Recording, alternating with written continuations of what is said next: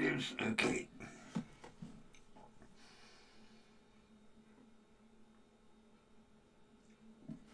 Alright, come on, boot up. Oh, jeez.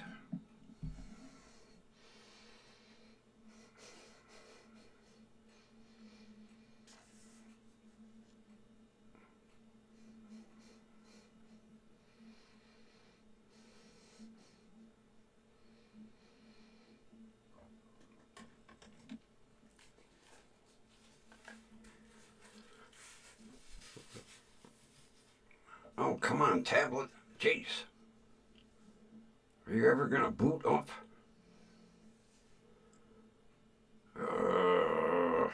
It's getting longer and longer and longer every night.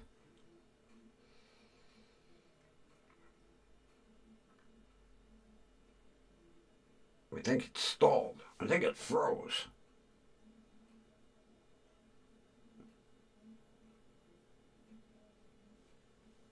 I think my tablet froze. It's not doing nothing. Come on, boot up. Oh, okay, finally. Starting apps.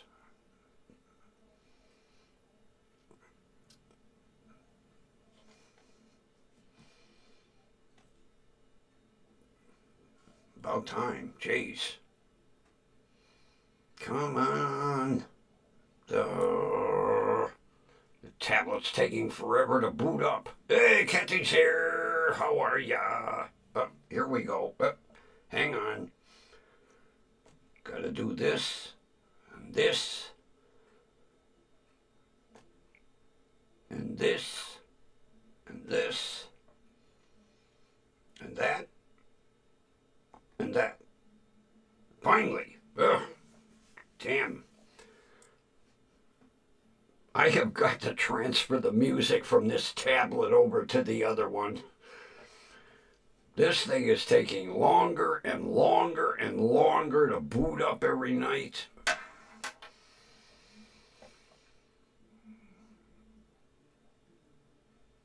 What's the weather like down there? I'm freezing my ass off here today. Holy shit.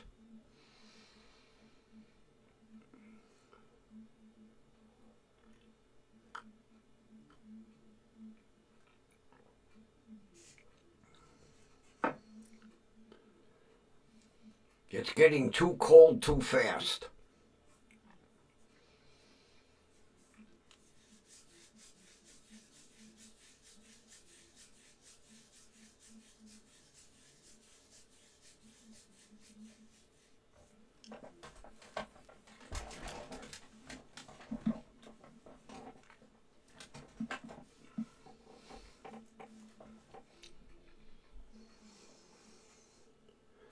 Okay, tablet's finally finally ready to go.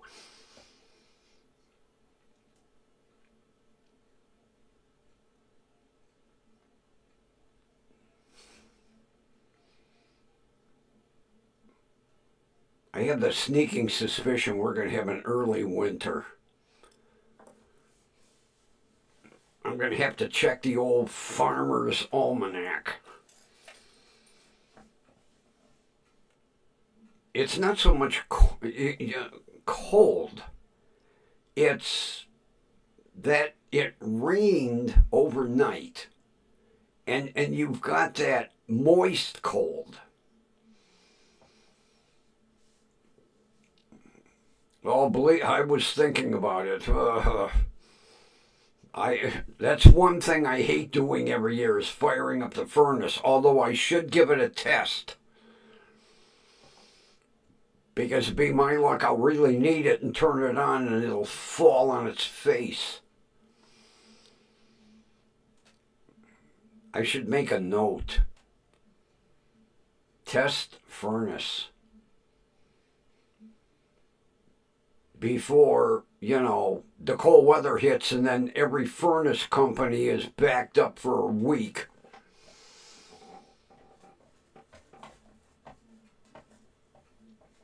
Like in the summer when the air conditioning goes out.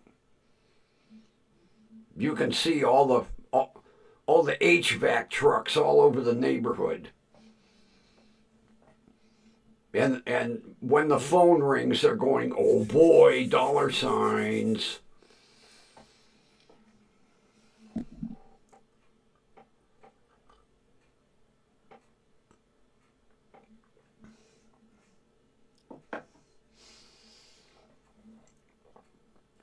Ron sent me pictures of the sandstorm last night.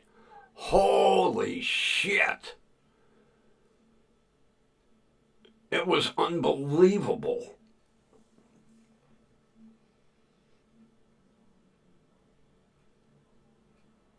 You couldn't see anything. Well, the neighbor had a light on, I don't know, in the kitchen or the living room, and you could see this little square of light, and the rest was just like orange. It was dark orange, but it was sand.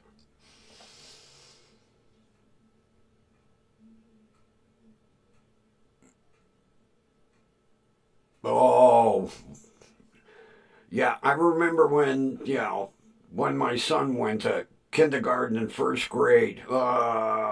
They bring home every frickin' disease under the sun. Kindergarten, microbe sharing.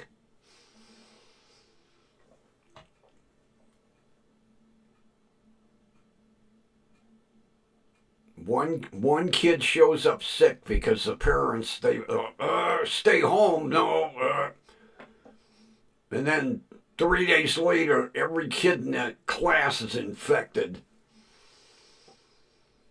That used to really piss me off when parents would send their kids to school sick. Because like kindergarten, first grade, second grade, they're not worried about germs. So one kid has a pencil and he's got it, and then he lays it down on the table. Another kid picks it up and then he picks his nose. And disease everywhere. Gee, no Ron yet, no Linda yet. Although Linda always has problems finding.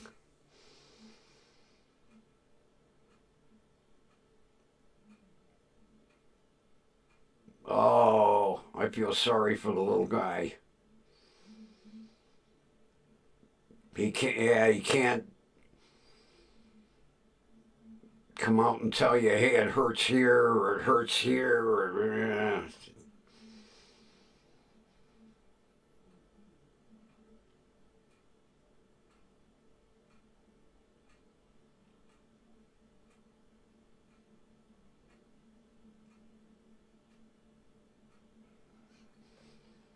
Well, I got some interesting information.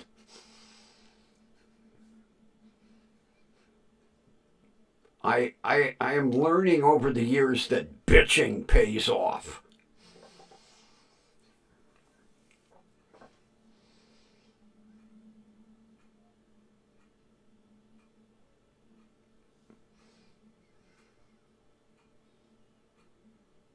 Well, Ron must be buried in sand somewhere. No Ron, no Linda. Let's get things out of the way.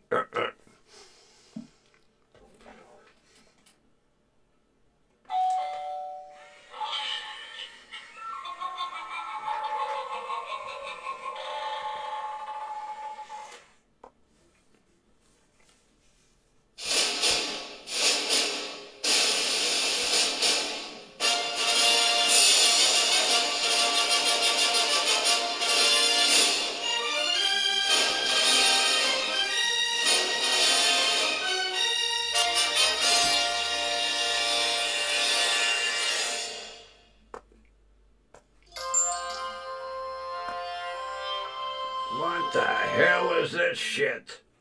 Jesus.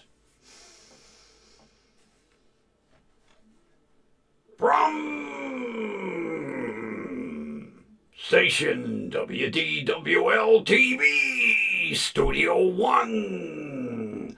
Corporate offices located on the Grumpy Vulture Boulevard, and my studio is located on Grumpy Old Man Road.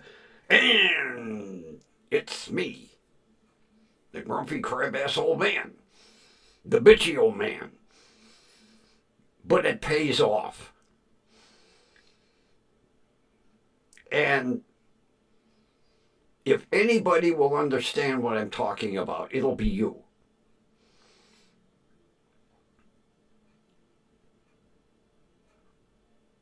The old Deaconess Hospital is now called Old Brooklyn. And it basically has doctor's offices, but it's mainly been converted into an accident and a TBI rehab center.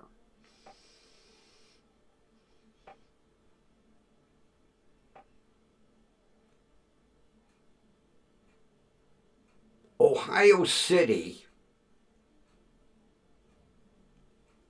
Ohio City Health Campus is nothing more than like a strip mall.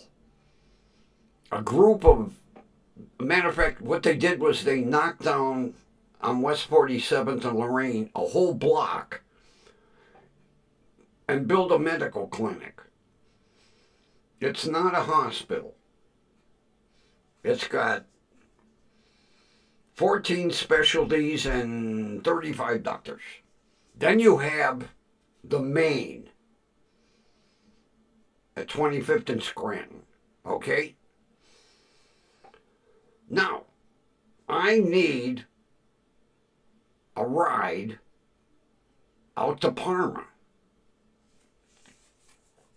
So I called the van service because they have a bus service. It's, 4 transit vans with 10,000 seats. I don't get a response. Now, you have to call 48 hours in advance of the appointment. So, Friday I called in the morning. I heard nothing. This morning I called. And of course you get the frickin' voicemail all the time. Hey, Linda's here. We already played the music. All right, I'll ring the doorbell for you.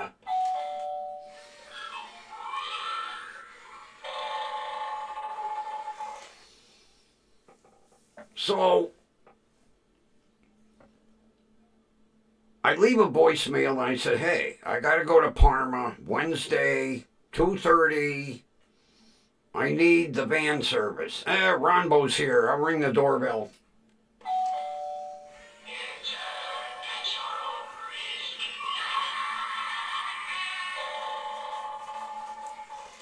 So that was at 8 o'clock this morning. 9:30, I get a phone call back from the transportation department,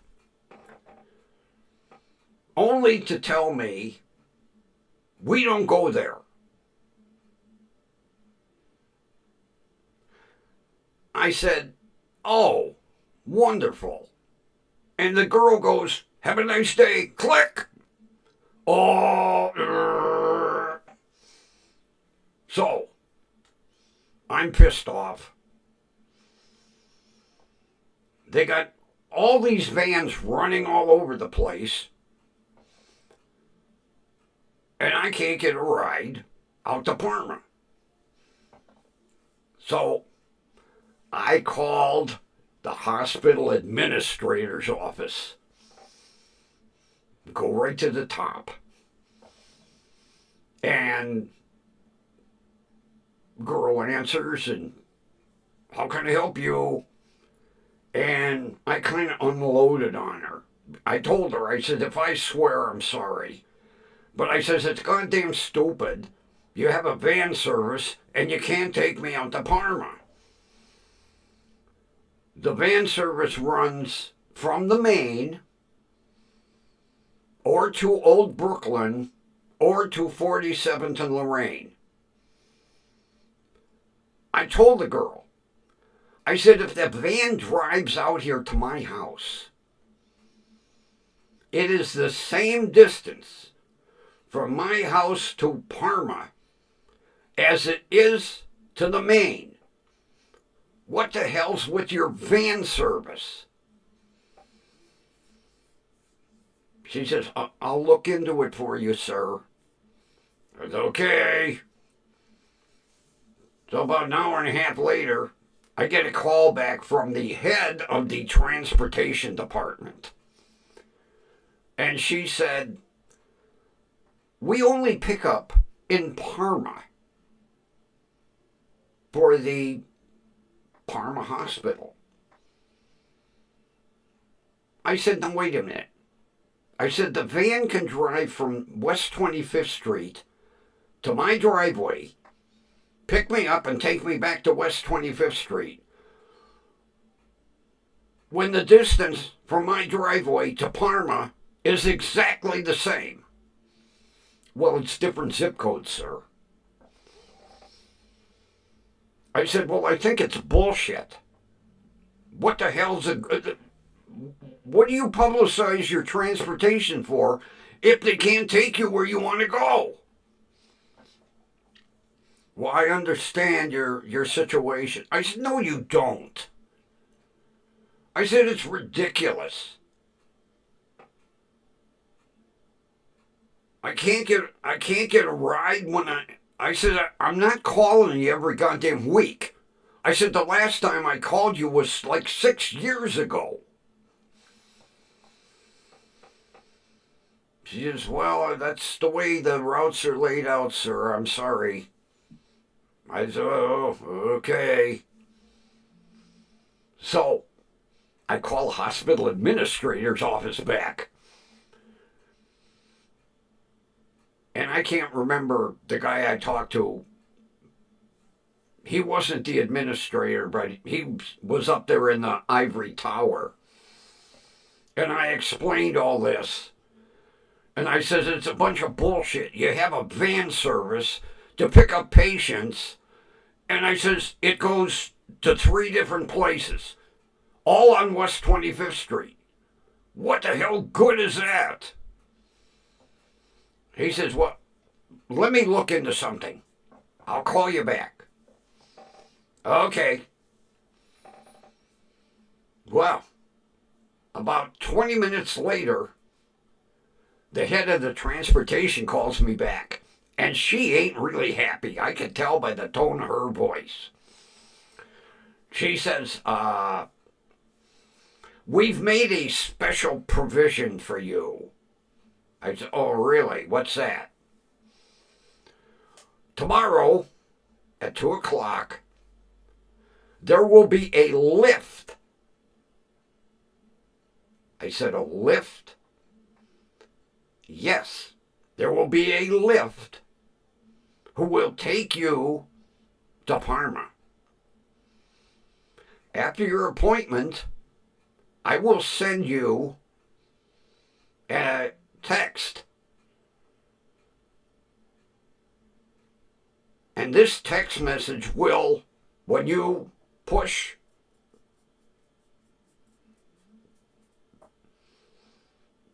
the bullshit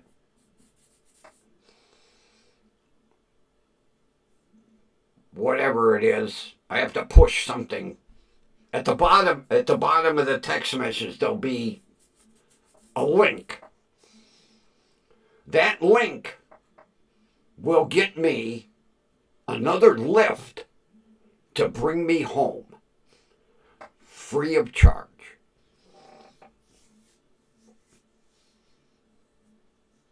That still doesn't solve the van problem. Now, yeah, I appreciate the free ride and the lift that they're paying for. It makes no sense. If that van can drive out to pick me up from West 25th. Why can't it take me to the other metro facility, which is the same distance? If I get on at 130th and I-71 and I drive down to the main campus, it's 15 minutes.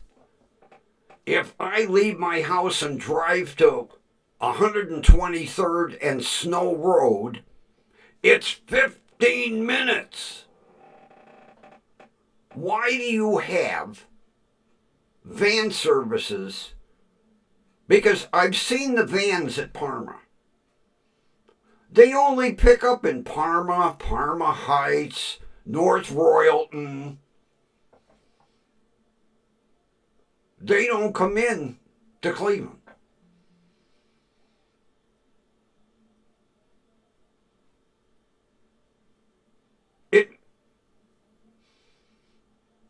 As a matter of fact, I told the girl in the guy in the administrative division, I said, you need to run your van service like the clinic.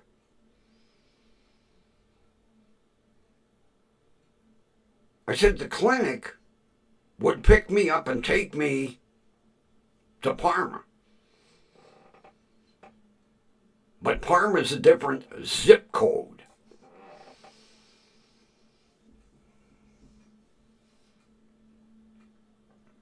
Oh no, she just told me, sorry, we can't take you out there.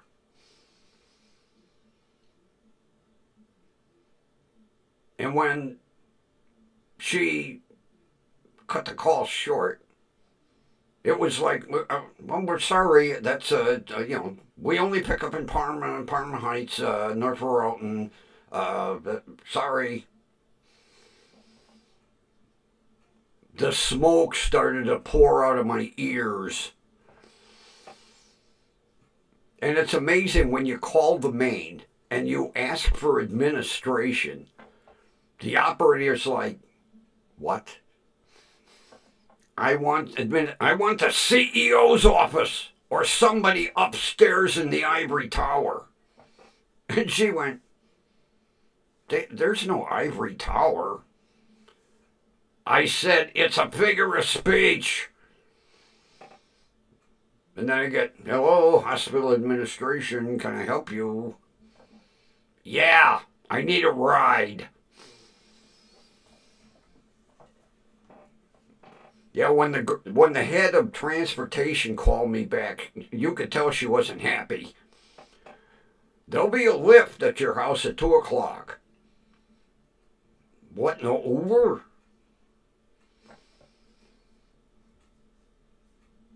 And she said basically at 2 o'clock, well, at 1:30, I will get a text message giving me the driver's name and the description of the vehicle.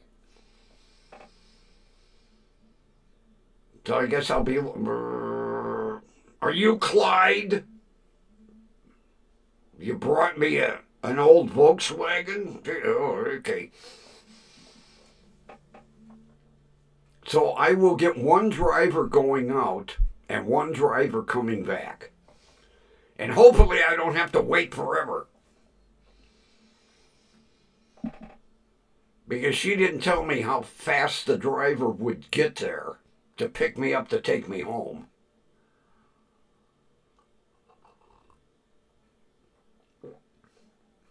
Because I said to her, will I be required to tip these drivers? No, it's built into the bill.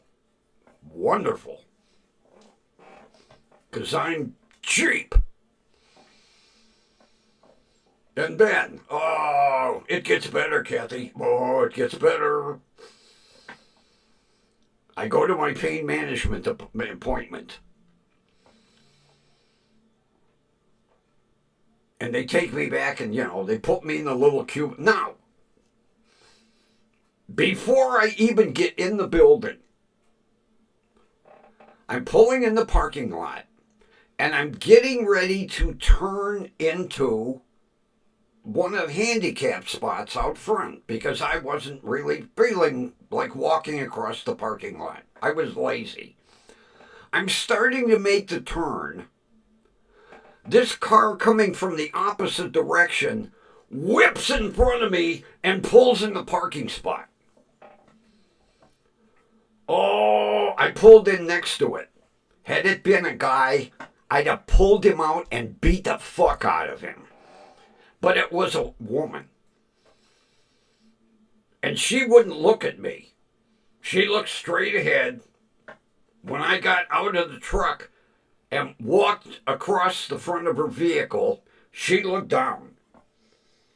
Because she knew I was pissed. So I get upstairs and the check-in pisses me off. Now my blood pressure is about right here. You get the check-in. You give them your name and your birth date. And I tell the girl, all information is the same. No changes. What's your phone number, sir? What's your address, sir? Now the veins are sticking out of my head.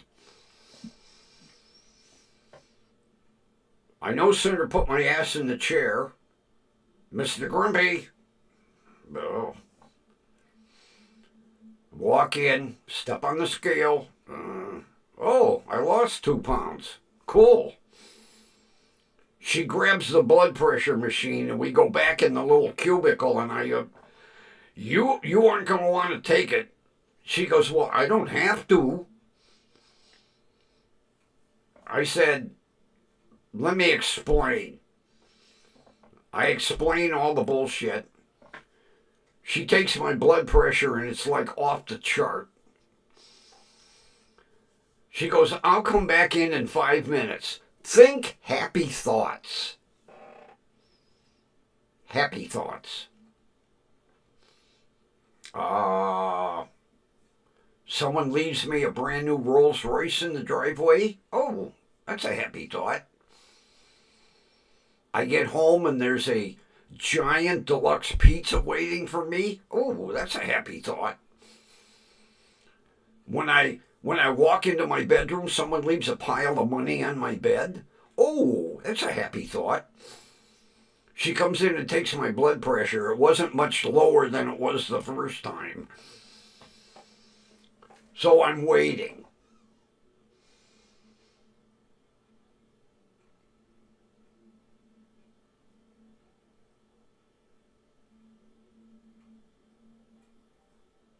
You made a blunder and you apologized to who? Me?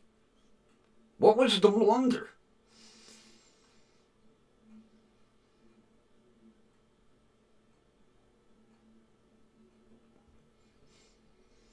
So I'm waiting, okay? In walks a strange doctor. A strange male. Not my pain management doctor. And he's got this nice starched doctor coat. And I'm looking, and under his name it says, where did I write it? Interdisciplinary Pain Management Fellow.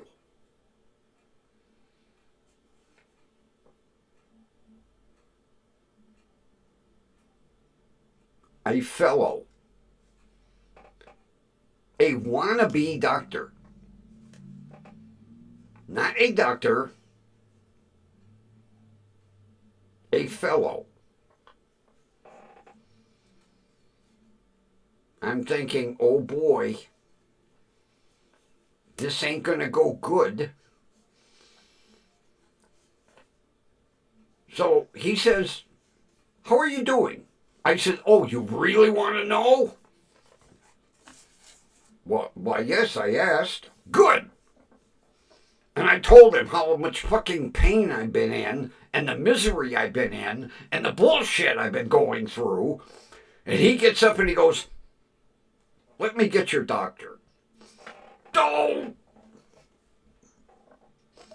So in comes my doctor. He said, what did you say to my fellow? Well, sit down, Doc, and I'll tell you. And I unloaded on him. And I said, I'm in fucking misery. Here it comes, Kathy. Hold on a minute. He walks out of the office and he comes in with one of them counter things, you know, the plastic that they put the brochures in. Well, it's for a Medtronic spinal cord stimulator. I looked at the thing and I said, you can put that over there on the counter. He goes, what? I know you said you don't like no more surgeries, but I do these every week. I said, okay, explain. Well, first of all, we give you an epidural. Oh!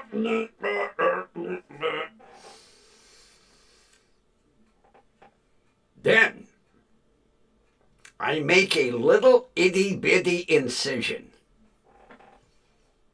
Itty-bitty I like. And we run basically a wire up your spine.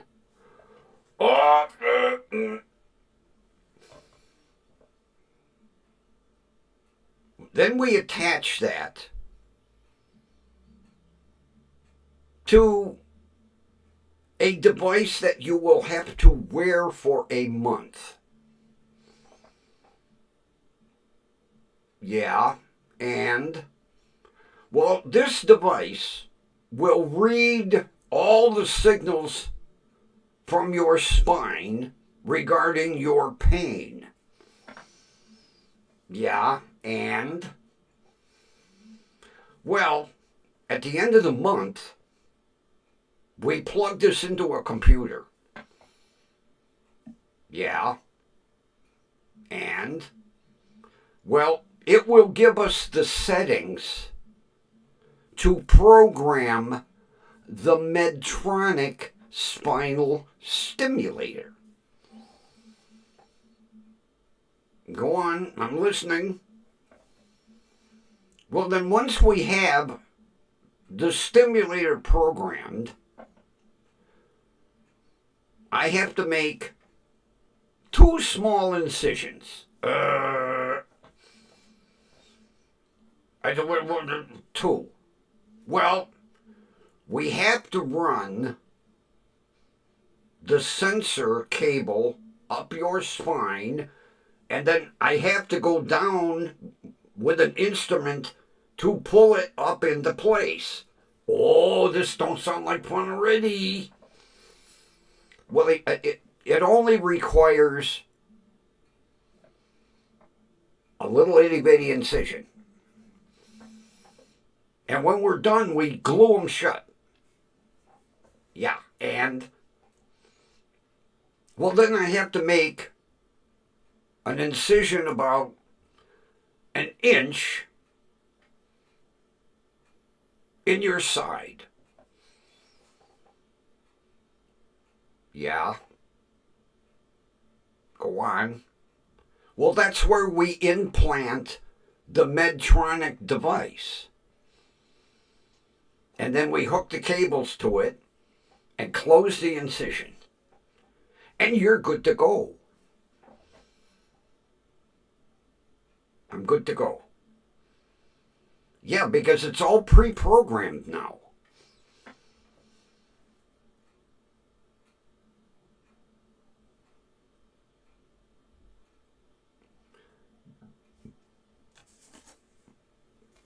when you've got some time,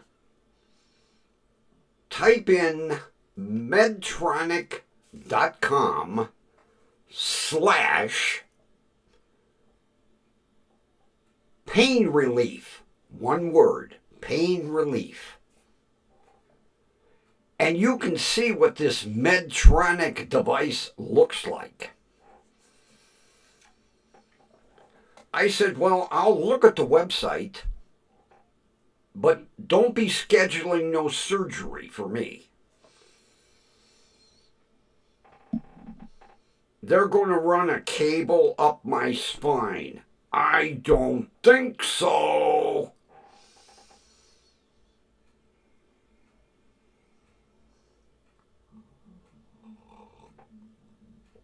Then what makes it worse is they run this sensor wire up first. You wear that for a month. Then and you wear an external gizmo that the sensor wire plugs into. Then they extract that wire and then install a bigger wire. And then you implant a little disc.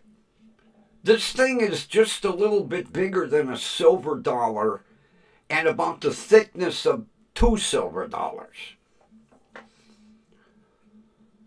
And it's rechargeable. Oh!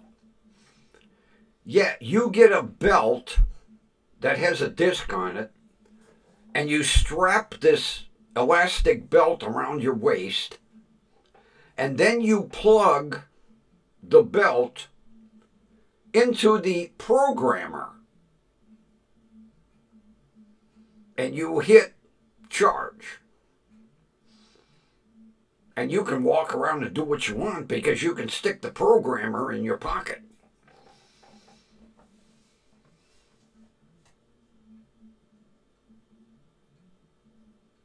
I thought about it until I made it to the parking lot.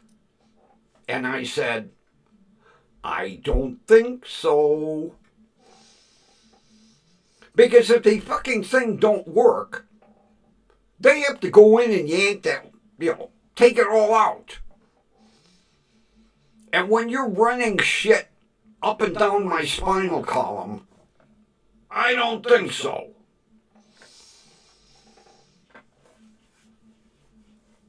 Your daughter's dealing with a device? Yeah, I like it. They call them devices. And then on the website, when you read the possible fucking side effects, oh, it's screwy. Can lead to total paralysis or death.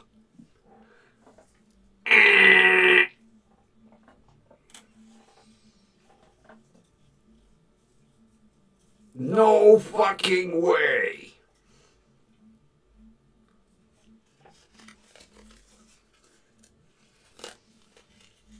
My doctor's like, well, I do these every week. Well, good.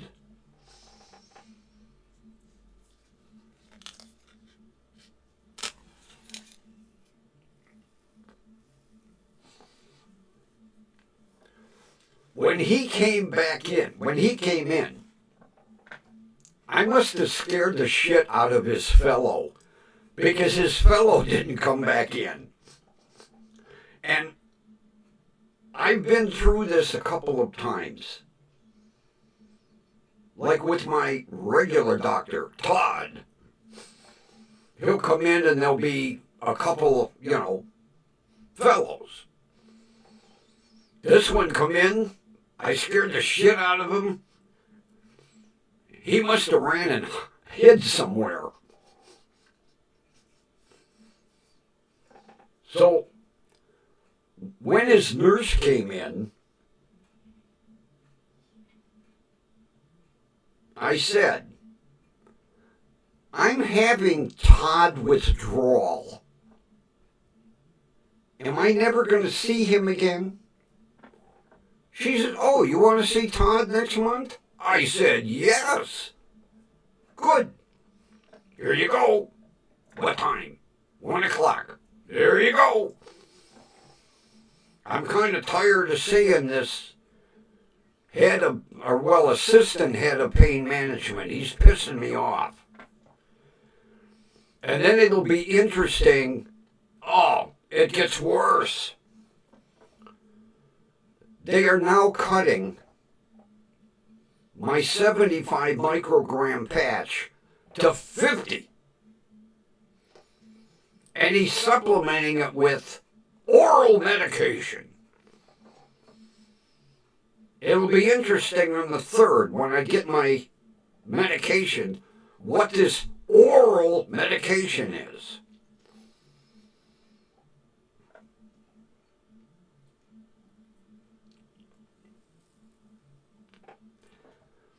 No, Kathy, they're dancing around the campfire.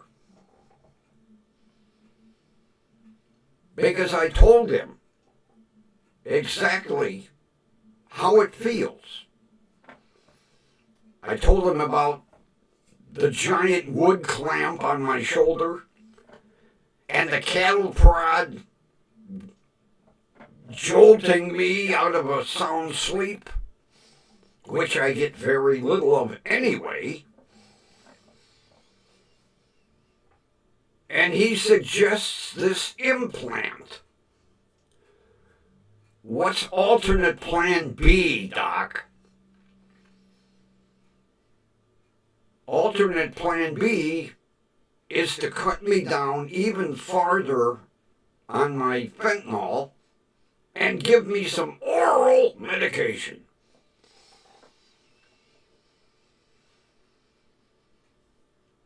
So it sounds like I'm going to be an oral medication guinea pig, because you know damn right well he's going to start out with 10 milligrams. And next month, we'll go to 25. Give me the max right now.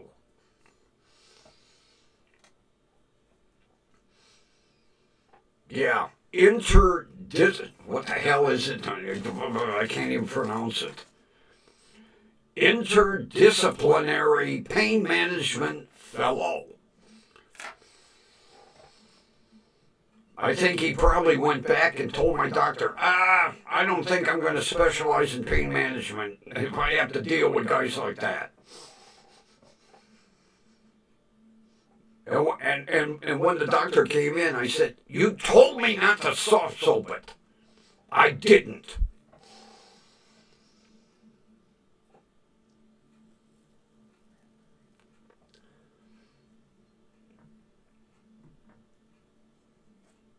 Well, if he'd have suggested that, Ron, I'd have told him, demonstrate to me, using your rectum, not mine.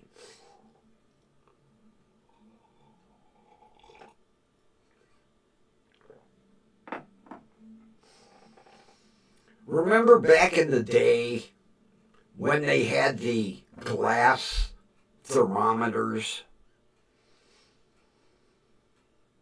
And it was usually a green one for oral and a red one for rectal.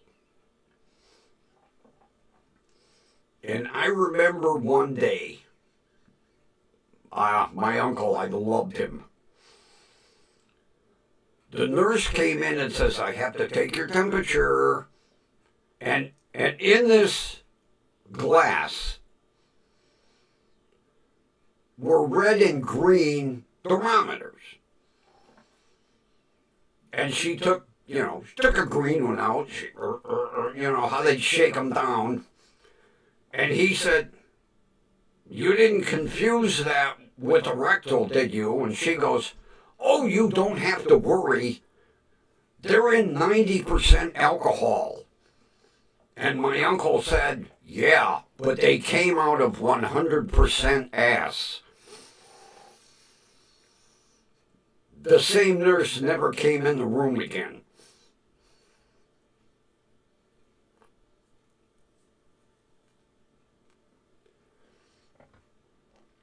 Yeah, today did not go well. Especially when he came in with that brochure with the Medtronic.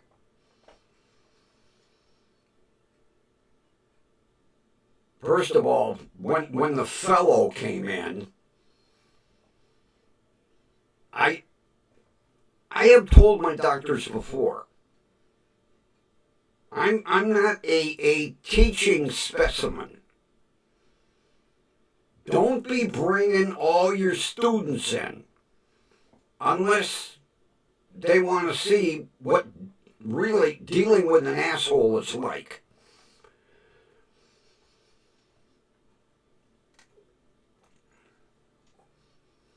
Yeah, I saw the jacket. Oh, it was, oh, you talk about, I've never seen such a white, perfectly starched lab coat in my life. And I looked up and it was Dr. So-and-so, interdisciplinary pain management fellow. And I've dealt with fellows before. And I scared the shit out of him because he never came back.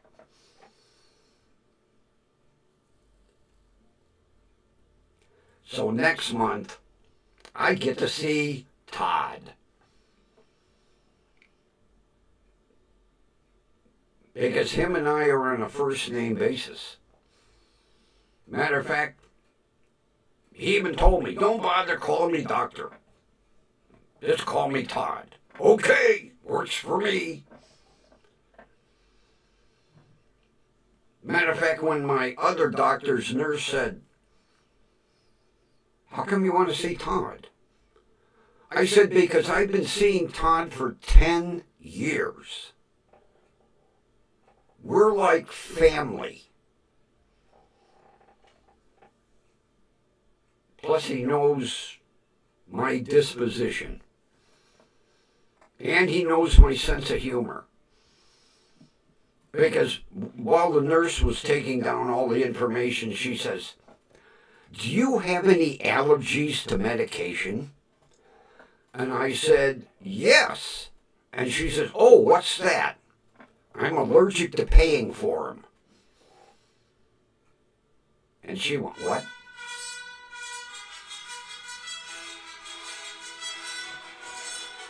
Hold on.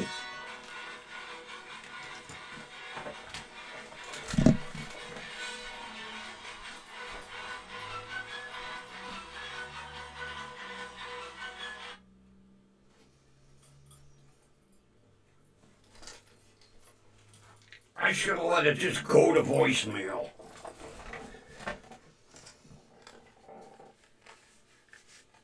I have been getting a shitload of spam phone calls all day today.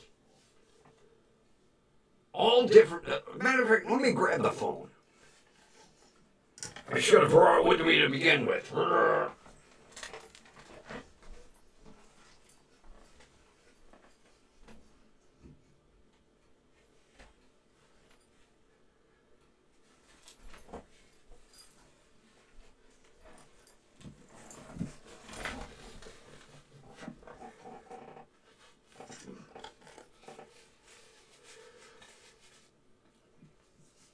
Let me see how many different area codes they've been coming from today.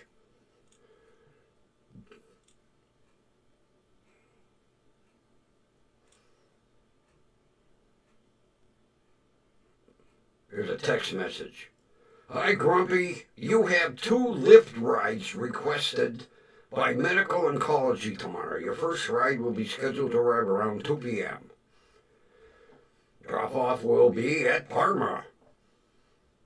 You also have a flexible, get this, a flexible Lyft ride, which you can request tomorrow. For more details, hit the link. I'm not hitting the link right now. A flexible Lyft ride. What's the difference between a regular and a flexible? Okay, let's see all right. The last call was from Tennessee. The call before that was from Ohio. The call before that was a 475 area code. And then another one from Tennessee again. Then another one from South Carolina. And then another one from Tennessee. Another one from North Carolina. Oh, North Carolina. Wait a minute. Oh, North Carolina this time. And the first one this morning from Michigan.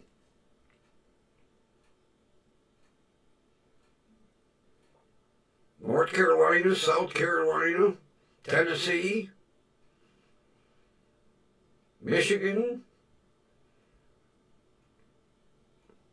Tennessee. 615-546-0238. Let's see what the next one is, Tennessee. Oh, no phone number on that one. Oh.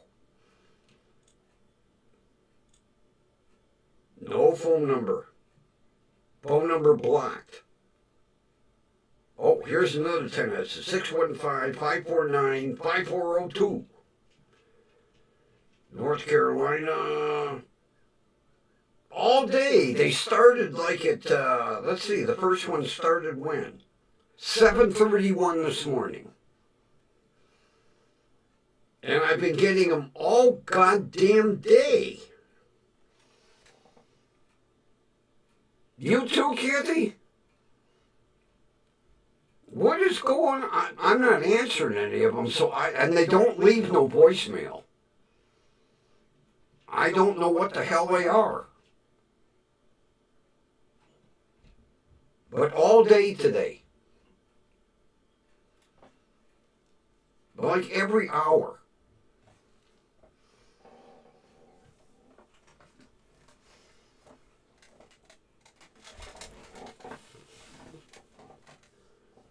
.475 is Connecticut?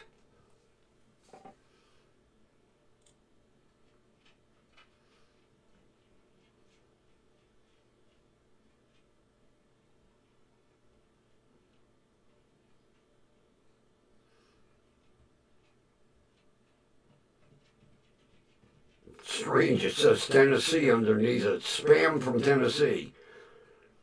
All right, this Tennessee is a 615. All right, 615 on that one. 615 again. All the Tennessees are from 615 area code. Are you spamming me, Kathy? Where is 615 area code? They must be sales. I don't have nothing in collection. No.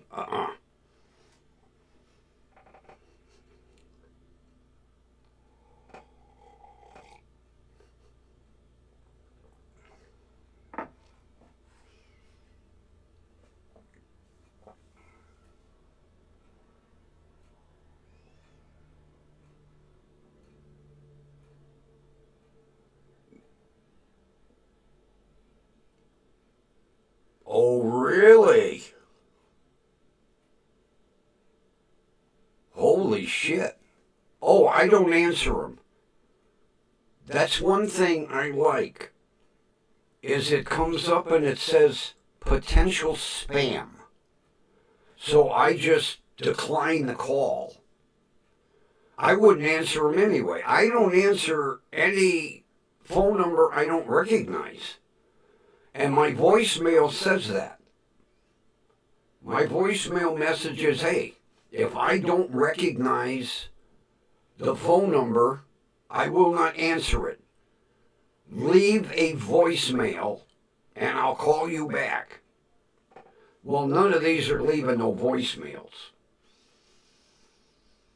But I do not answer anything I don't recognize. Nothing.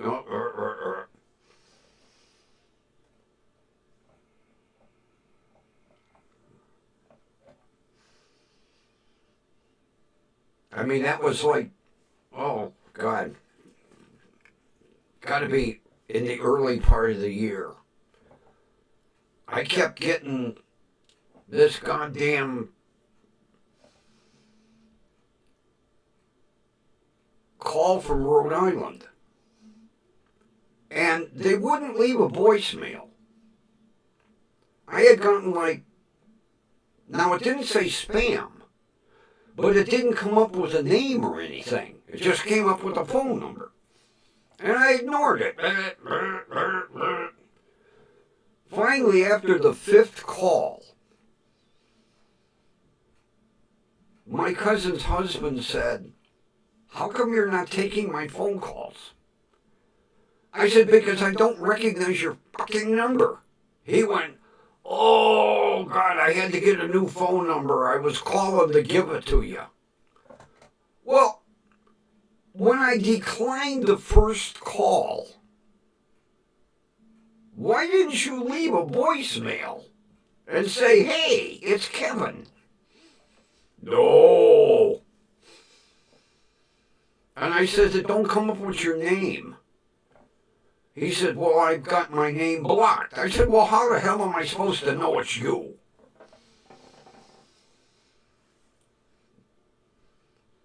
But I do not answer any phone number I don't recognize. And like, these have been coming up, potential spam, potential spam, potential spam. I just decline.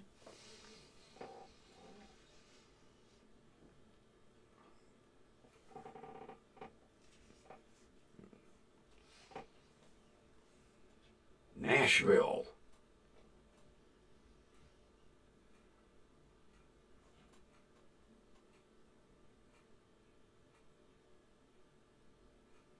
Isn't that where the Grand Ole Opry is? I'm not too familiar with the...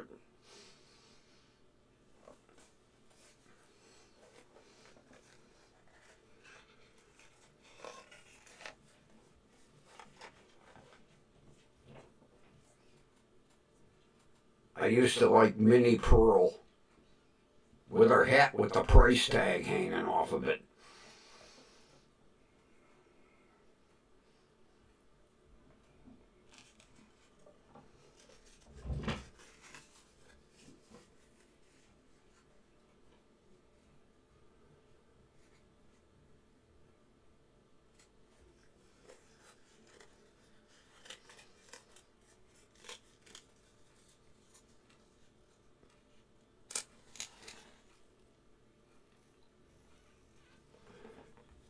You know, another strange...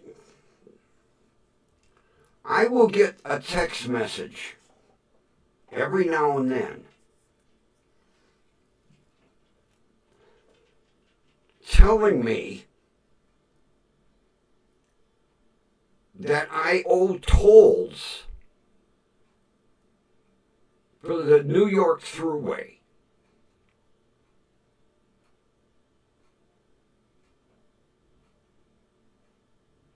I haven't been to New York since the early 70s.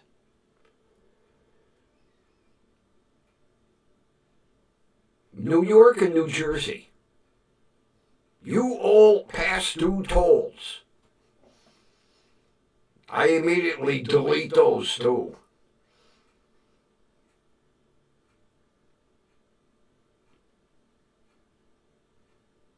Oh yeah, Linda, the spammers are desperate. Yeah, because everybody's catching on to all the bullshit. But they're getting worse. Matter of fact, I have seriously been considering, as much as I hate to spend any money, getting a VPN. Because I'm tired of the bullshit Oh, God, you ought to see the spam emails I get. Jesus Christ. My spam email box this morning was like 30.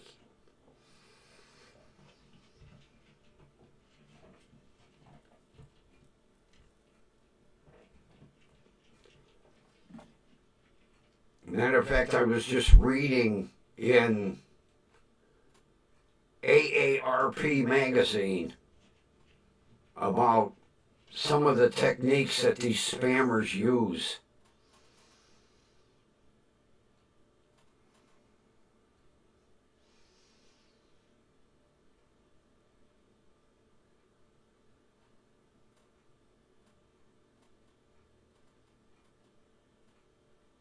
South Africa, oh man.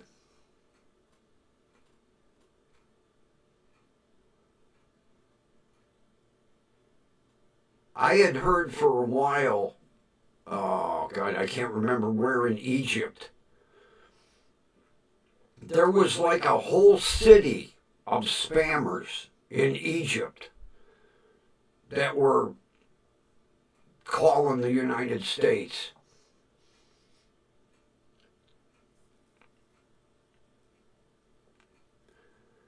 Oh yeah, that's a big spam area, Nigeria. Oh God, yeah.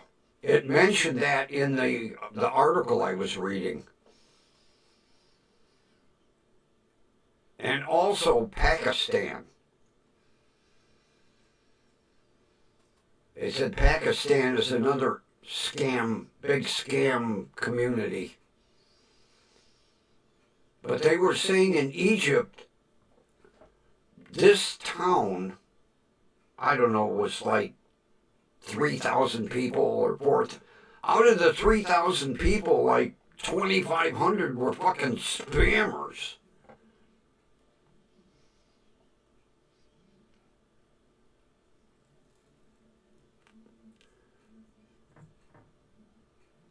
I remember,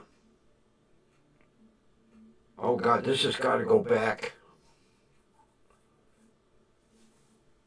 in the early 70s.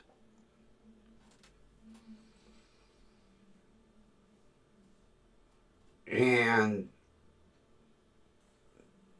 my stepdaughter was going with her relatives to New York. And this was the day before cell phones. So she said, I want to call home to let you know everything's okay. So I had a calling card. And I gave it to her.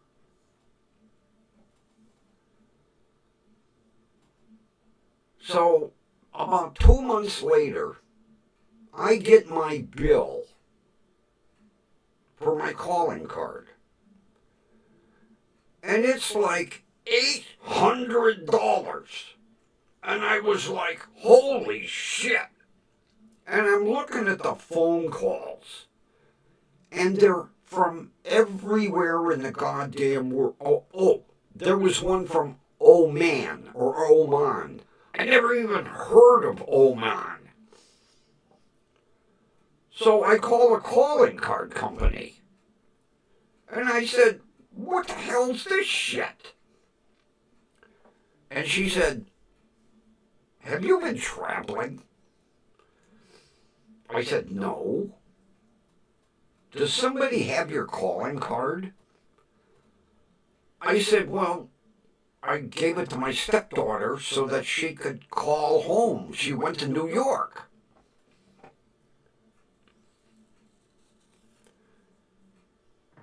He said, okay, that makes sense now. I said, what makes sense? He said, evidently when she called home, she was holding the calling card up while she was dialing the phone. And there was somebody behind her that got the card number. And it was in Grand Central Station. And the guy walked around and was selling my calling card number.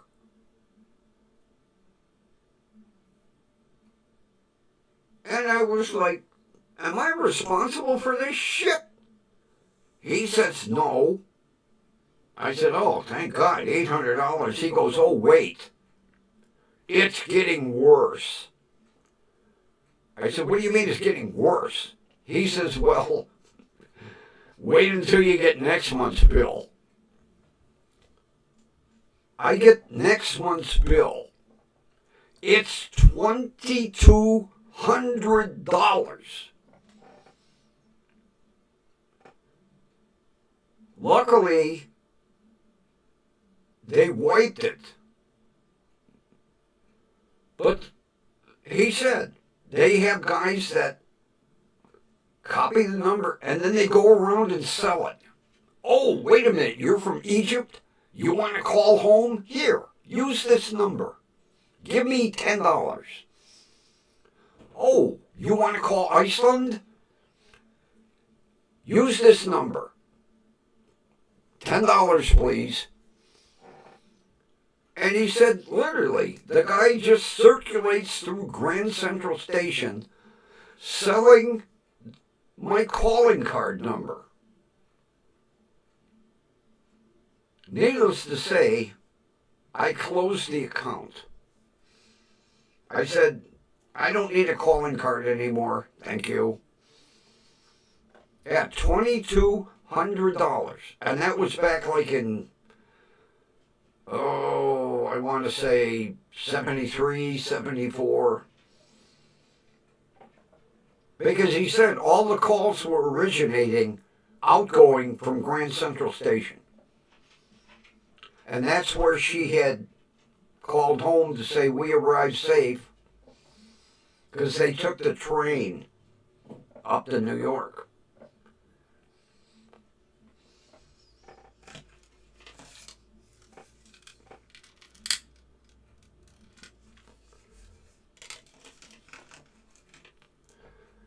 Yeah, I couldn't believe it. You know, I get the bill. I was like, oh, okay. Open the envelope. $800? I'm looking at the phone numbers. And they're everywhere. Iceland, Oman, you know. You name a country, it was on there. And then when the guy told me, oh, wait, next month's even worse, I said, oh. I'll have to, you know, I saved it. I don't know where it's at. It's in a box somewhere. But I saved that phone bill just to show people, like, look at this. But the guy said evidently when she was dialing the phone, she was holding the card and the guy was reading it over her shoulder and she wasn't paying attention to somebody behind her. And then he just walked around Grand Central Station and sold it. But I must have had, oh, Jesus Christ. There must have been 1,000 phone calls on that bill.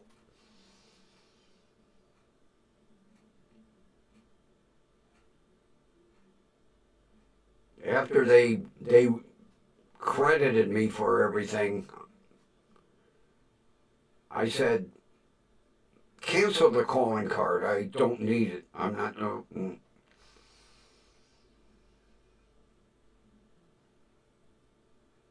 So, you know, although like they say, scamming goes all the way back to the days of, you know, Egypt and the Romans and everything, you know.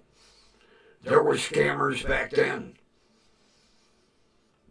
They just got more sophisticated now.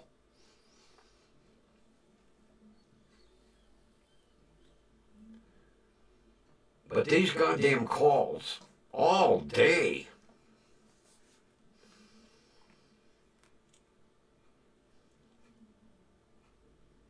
Let me count. 1, 2, 3, 4, 5, 6, 7, 8, 9, 10, 11, 12.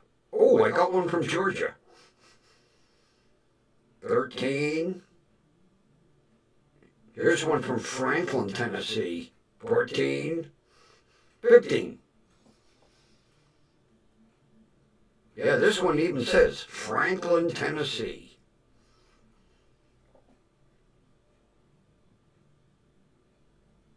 And Georgia, area code 678.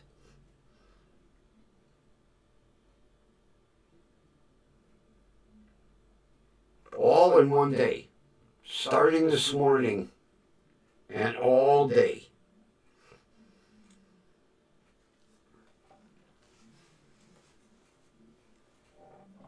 I don't know why today all of a sudden, but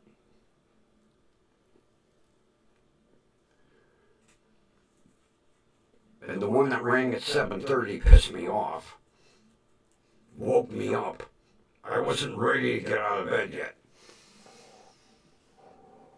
Reach over, grab the phone. Spam, asshole.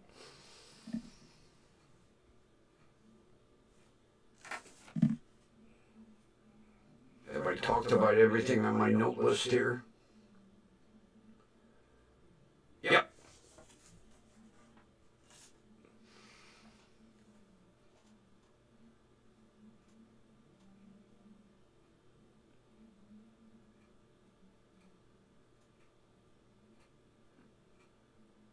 It's getting really ridiculous.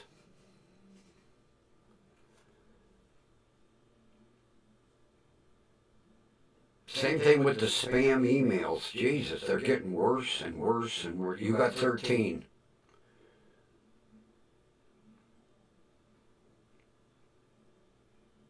I wonder why you and I got picked on. Although, can you imagine how many people across the United States are getting all these goddamn calls all day long? Yours just started today, too? I didn't have any yesterday at all. They started today. First thing in the morning up until that one I just got.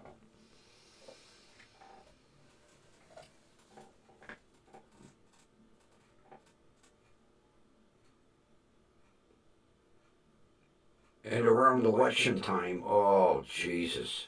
The robocalls, you can tell. You look at the phone number, it'll say 001, 002, 003, and they're just rotering through.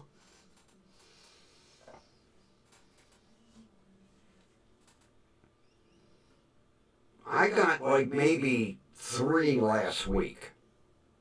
Not all the same day either. But today, it's ridiculous. They just keep coming and coming and coming and coming.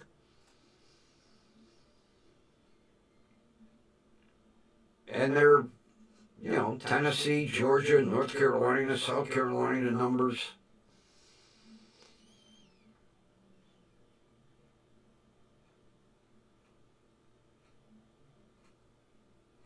It's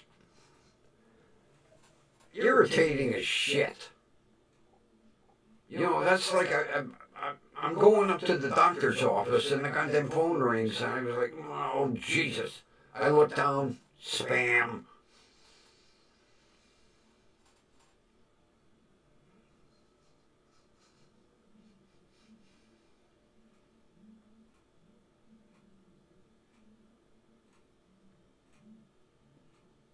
I should check the other phone. I got the ringer shut off on that one. I should check and see how many spam calls are on that phone.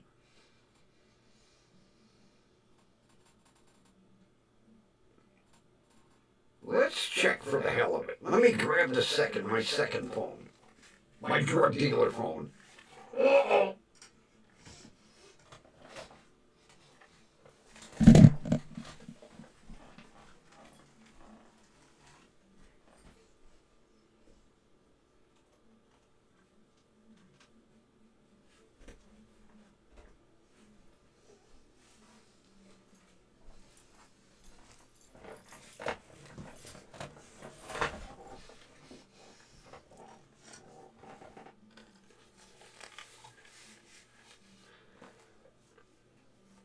I like these neat leather cases I got for them. They're kind of cool. They got a little magnetic strap.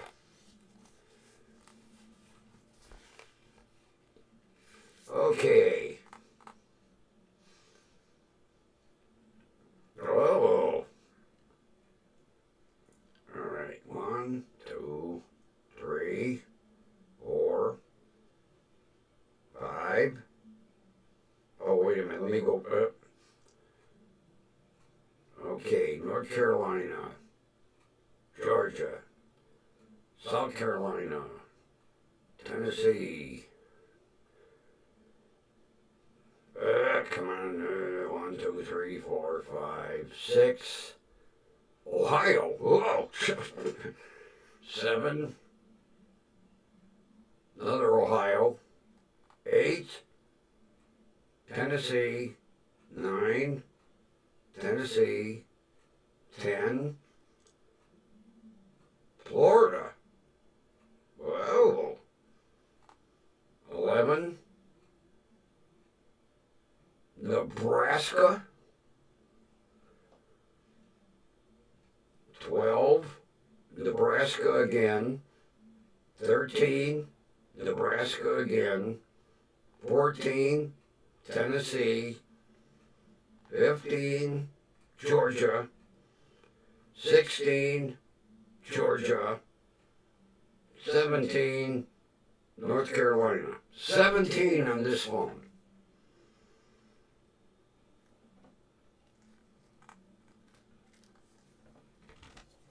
All today. 17 on one number. What do I got? 12, 13 on the other number.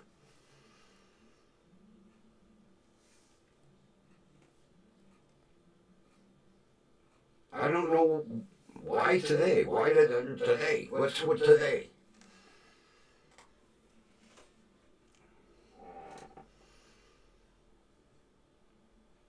But it's ridiculous. It really is. It's absolutely ridiculous.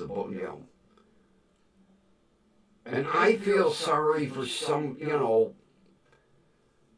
senior that answers one and get talked into something. Like, oh, you can work from home and make $1,000 a day. Oh, really? Yeah, we'll send you a check so you can buy the equipment that you need. Just deposit the check and go buy the equipment. And then, some poor sap deposits the check, goes out and buys the list of equipment, only to find the check bounces.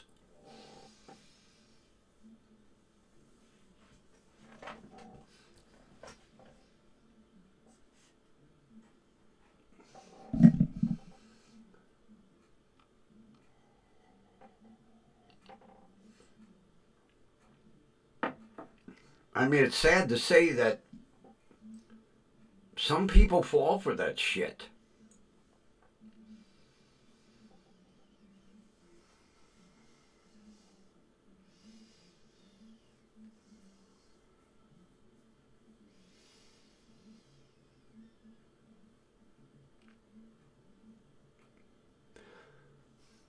Yeah, well, I'll have to set both phones up, Linda.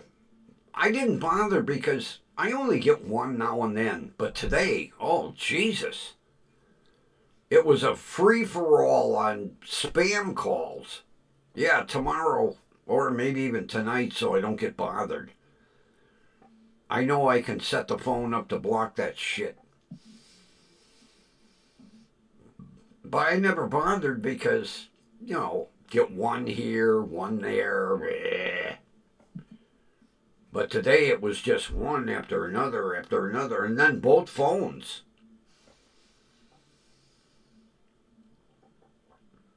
Yeah, I'll do that before bed. Set both them phones up to eliminate that shit.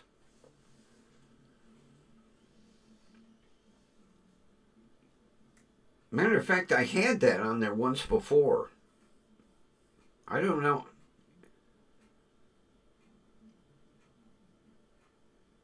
I'll have to go in and it's it. I used to have it where it only would put calls through that were in my contacts. I don't know why it got. Well, every time I update the goddamn phone, it blows half the shit away. Yeah, I was telling Kathy earlier.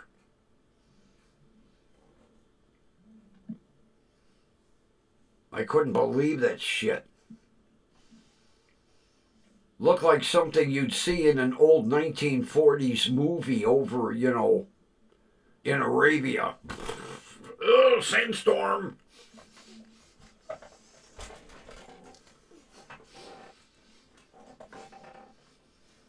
Yeah, I also like the link why people move to blistering heat country.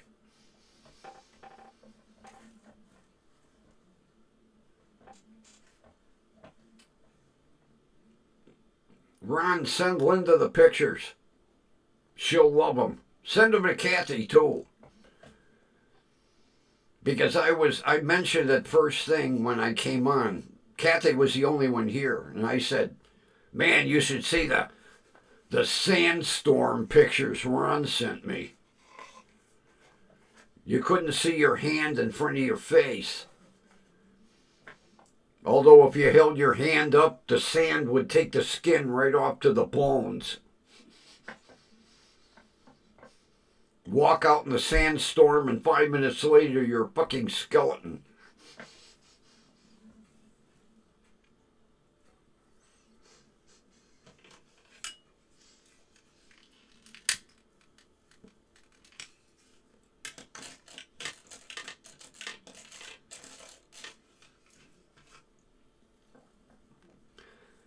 I'll tell you, after that, things have got to be a mess.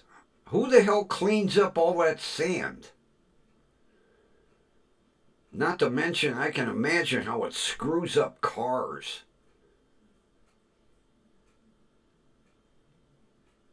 Wipes the paint right off of them. And then sand is in everything. You open a door and fucking sand goes up. Ugh.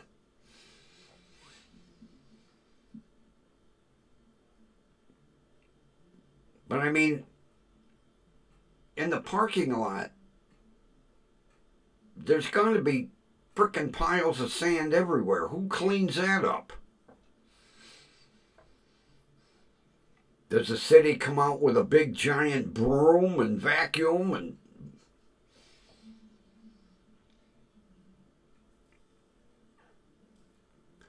not to mention that sand has got to really screw up the sewer systems.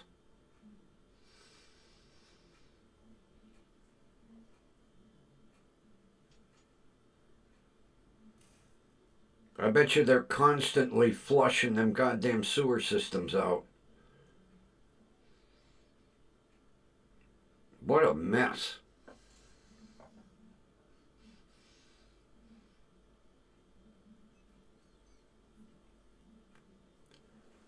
I feel sorry for all those people whose cars were parked outside.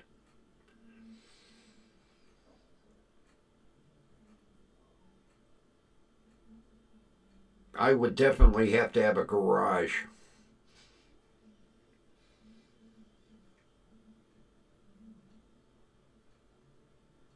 Not to mention, it gets up in the air filter, it gets in the cabin filter. You're constantly changing air filters and cabin filters and vacuuming sand out of your car.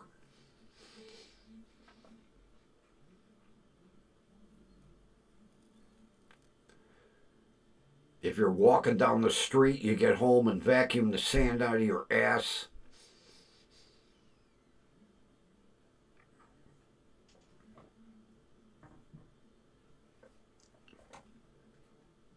And Okay, pet peeve time.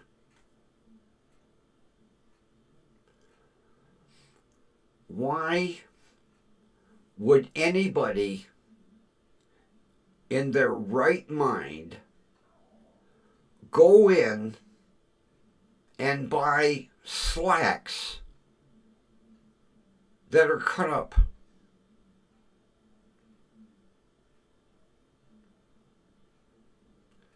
When I was in the waiting room after I checked in, this woman comes in and looked like a brand new pair of jeans, and they were all fucking cut up.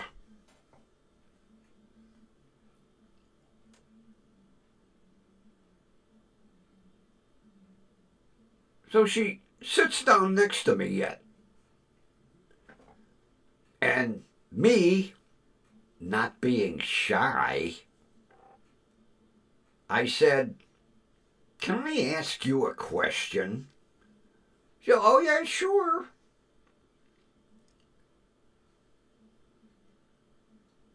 I said, "Did you buy them jeans that way?" "Oh, yes. They're Versace or one of them big designers. I paid $130 some for these. And they're all cut up?" "Well, that's the style." I guess maybe I should go down in my old clothing bin. I could make a fortune on my old blue jeans. Jeez.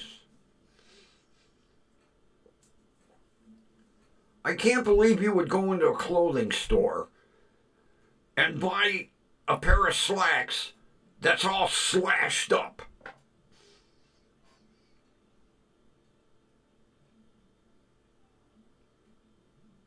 What are people thinking?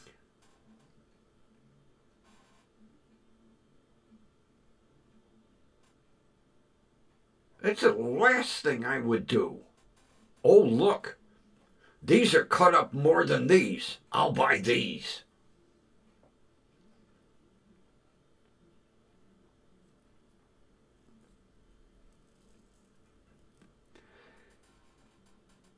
And when did this become a style? Where did it start? Did some clothing designer actually put clothing out like this? Or was some TV or movie star walking down the street in a pair of torn jeans and they went, "Holy shit, I gotta get me some of them." And then they couldn't find any, so they bought a brand new pair of jeans and they cut them up. And then some big designer went, "Oh, we could make money off of those." Miss Movie Star Fabeats was wearing them.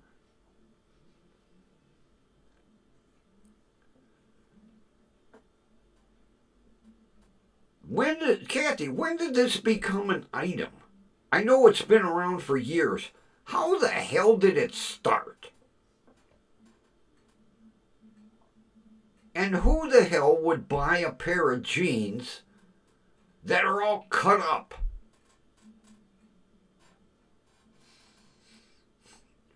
God, you get better clothing than that from Goodwill. At least Goodwill throws out the clothes pants with the holes in them.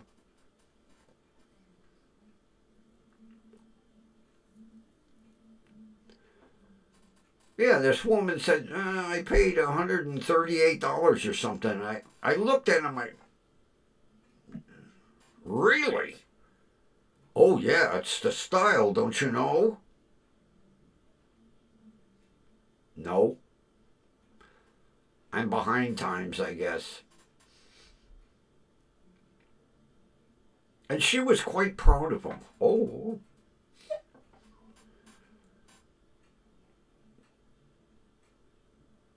They're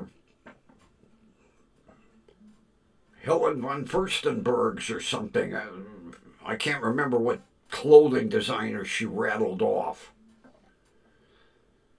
Gucci or something.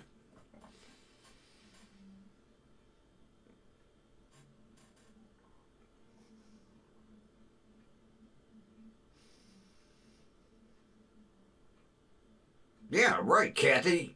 They were because you wore the shit out of them because you didn't have the luxury of your parents buying you 3, 4, 5 pair. You wore them until they literally fell off you. Then they bought you a new pair. And the new pair was for school, and the old ragged pair was to play in.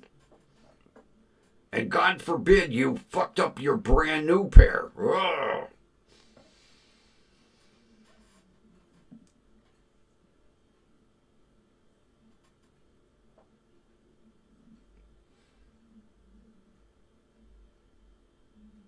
That's like back in the day. Every pair of overalls had the back flap. Remember the back flap? The fanny flap? You don't see them anymore. I haven't seen overalls with a fanny flap in probably 30 years. But growing up, anybody that had a pair of overalls had a fanny flap. That way you didn't have to drop your overalls when you had to take a dump. You just dropped the fanny flap and yanked down your underwear.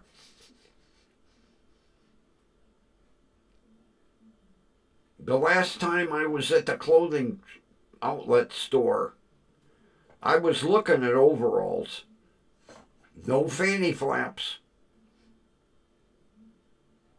Matter of fact, I said to the girl, I said, how come they don't have fanny flaps? And she looked at me and went, what's a fanny flap? I said, oh, you're too young. Then I had to explain to her. I said, back in the day, overalls had a button fanny flap.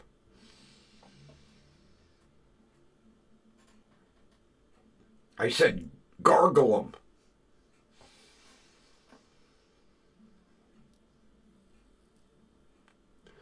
You don't see fanny flaps anymore.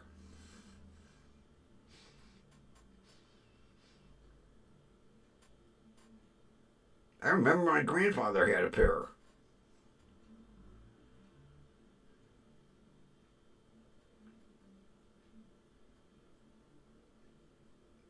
Because I asked him, I says, how come there's a flap in the back?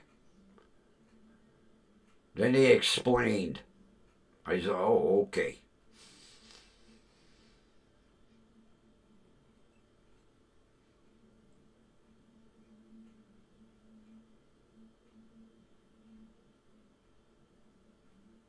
The good old fanny flap.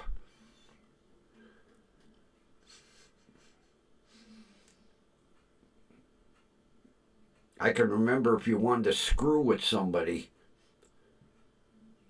you and your buddy would get on either side and very carefully unbutton the fanny flap. And then when the person walked out of the store, the fanny flap was hanging open. Thank God they had underwear on. Although I remember back in the day, my uncle, the one that had the farm, there was no underwear underneath his fanny flap.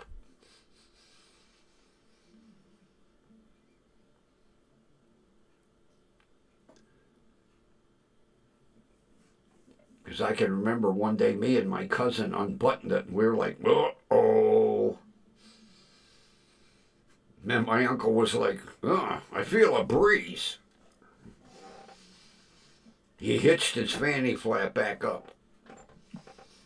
Thank God he didn't realize me and my cousin unbuttoned it. Oh, we'd have ended up in the manure pile. Or shoveling the manure, one or the other.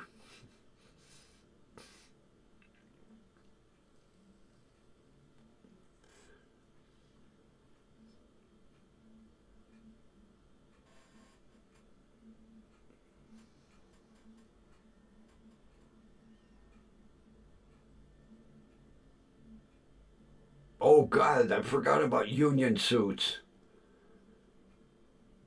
Yeah, my grandfather had red. They were red. Long sleeves. He put on his union suit and then his overalls.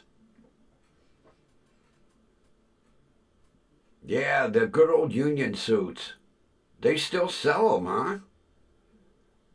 I'll be damned. I haven't seen them up here in 30, 40 years. Yeah, the old union suits. And it seemed like they were all red.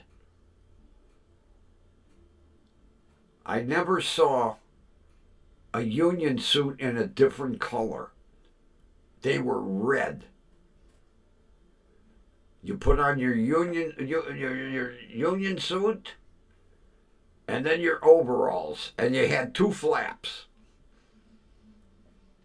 One flap in the overalls and one flap in the union suit. And God forbid if you didn't drop one of the other flaps. Ugh.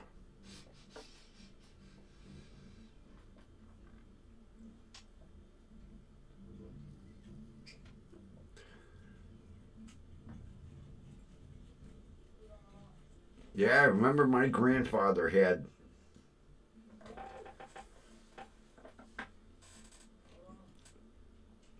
because if the weather was cool like this,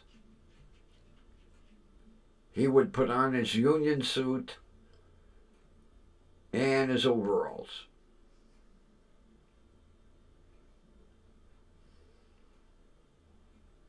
I don't ever remember my uncle having a union suit.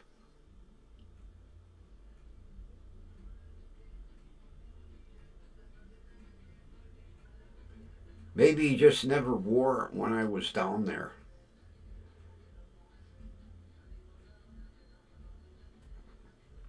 I'll never forget the first time. Oh my God. Talk about laugh my ass off. He hitched up the manure spreader because it was full. He hitched it up to the tractor. And he went out in the corn. Well, the corn was all cut down. He went out in the cornfield and he reached back and he pulled the fucking lever. And next thing you know, manure was airborne. It was going everywhere.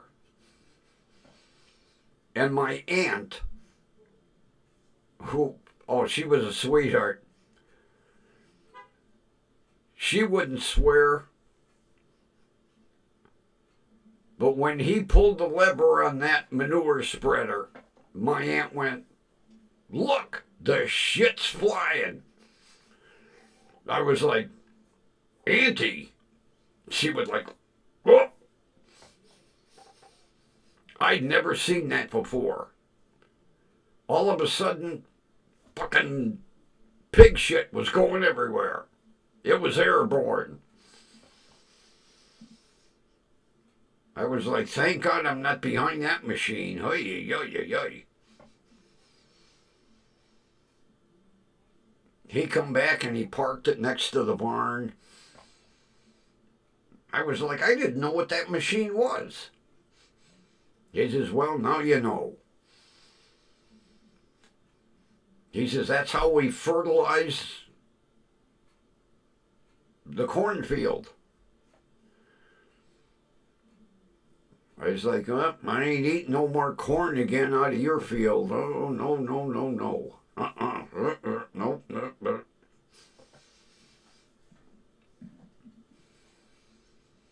Yeah, he pulled out in that cornfield, reached back and pulled that lever, and shit was flying everywhere.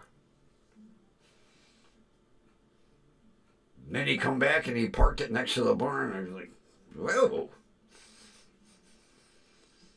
I'm not eating any more of your corn, Uncle. Well, you've been eating it before. Well, I ain't eating it no more. Now that I know how you fertilize that field. No, thank you. And I never did again. I'll never forget we had a big picnic. My aunt was making roast corn. I said, did that come out of there? She went, yeah. I'll pass. Never ate any sweet corn again out of my uncle's field. Nope, nope, nope, nope, nope.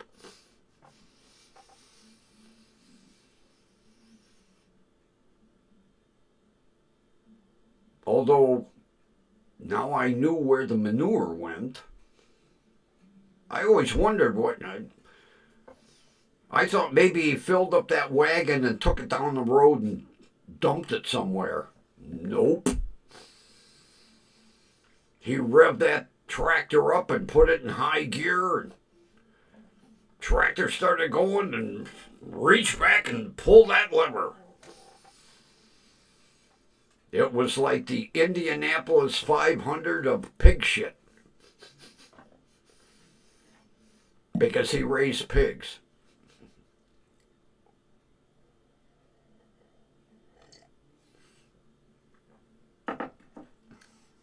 Not that if cow manure would have been any different, I still wouldn't eaten any sweet corn out of his field. Nope, nope.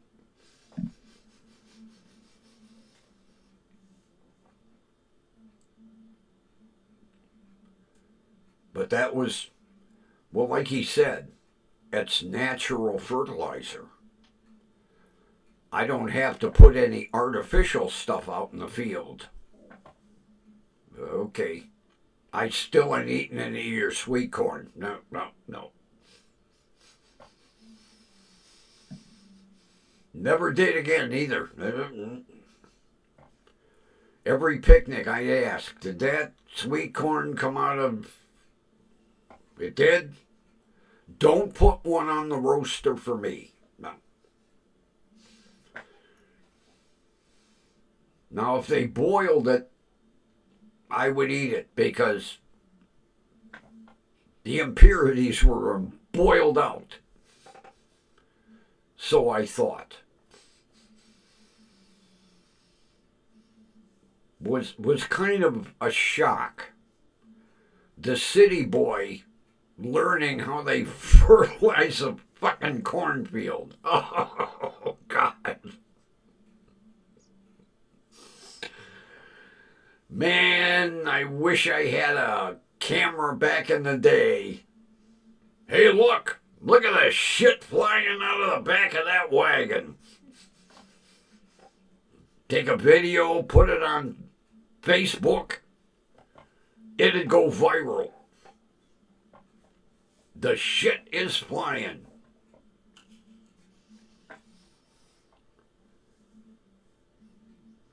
Like the old saying, whoop, the shit's gonna hit the fan. One of my favorite parts in airplane, when you hear somebody go, oh, the shit's gonna hit the fan, next thing you know, a big pile of shit hits a fan. I'll tell you what, between airplane and Blazing Saddles, those are, and what was the other movie? Oh, there was one more. I can't think of the third one, but Blazing Saddles. Especially the scene around the campfire. Anybody that's watched Blazing Saddles will know that scene.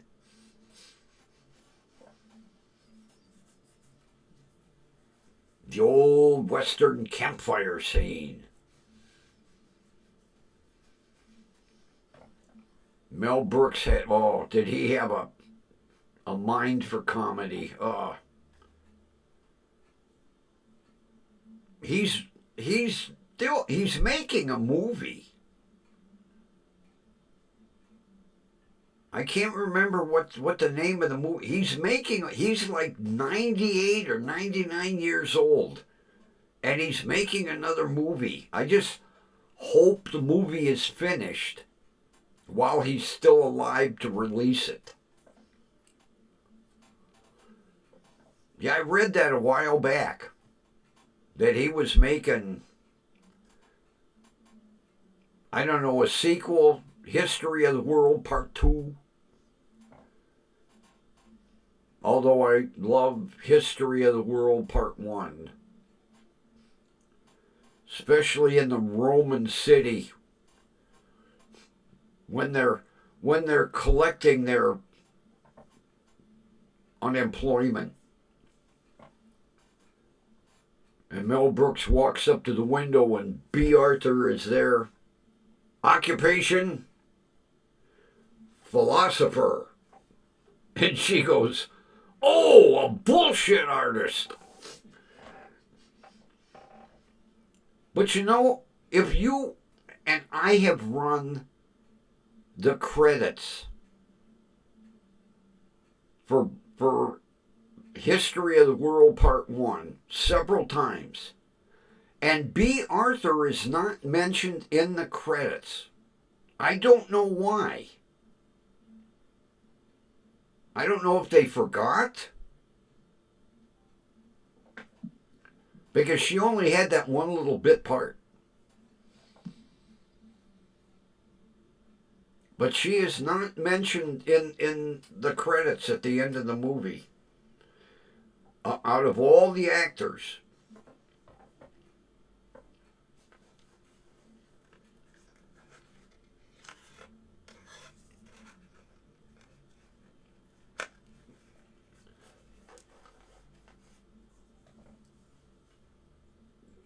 The Golden Girls. I think they're all dead now. I think all of the Golden Girls are deceased. I know B is gone. I know, isn't Rue McClanahan gone? I think they're all.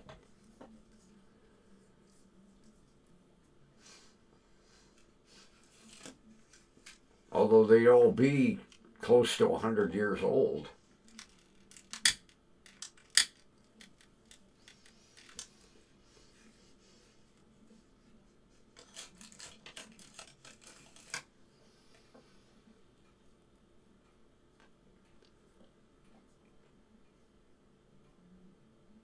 Oh, Spaceballs too. Oh boy.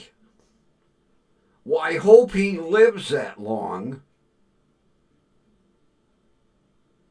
Because I think he's like 98 years old, although he looks as healthy as could be. Although so did Betty White. And then she had that massive stroke at 99 years old. I think it was a month or two away from her 100th birthday.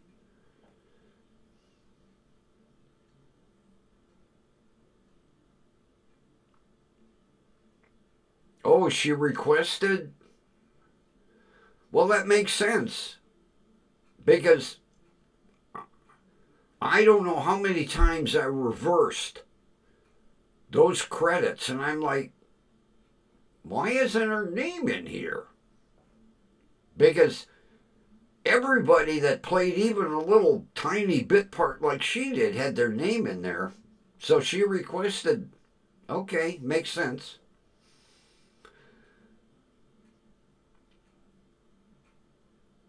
Yeah, I wonder why. But yet she had her reasons.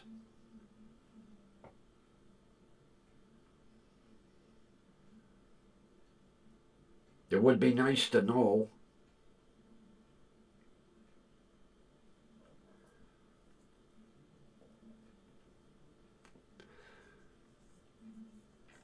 So he's making Spaceballs too, huh? God, I hope he lives long enough for the premiere. I really do.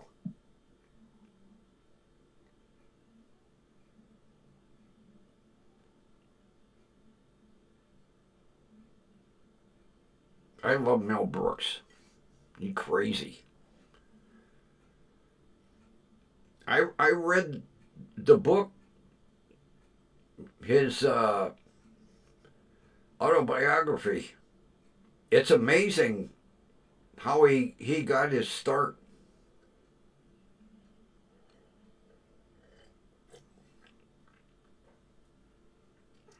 He was so poor, he was begging on the street.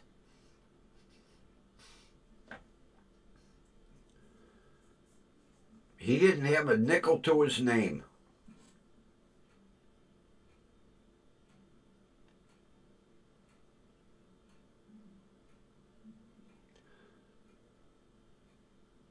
I'll have to get the title. It's an interesting book. It really is. Although I'll tell you what was a real interesting book was Steve Jobs' autobiography. Whoa, man.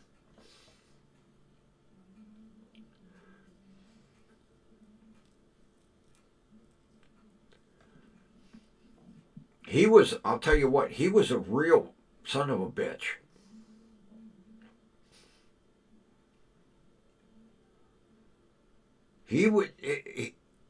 Steve was the type, and he admitted he would walk through the building, and if he didn't like the way you looked,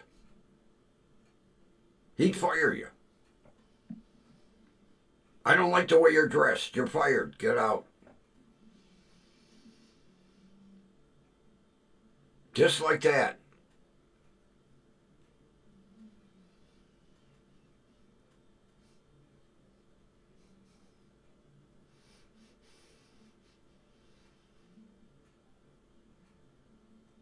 It was so well written. Now, I'm not a huge reader. A book has to reach out and really grab me. That book was 610 pages. I read that book in 2 nights.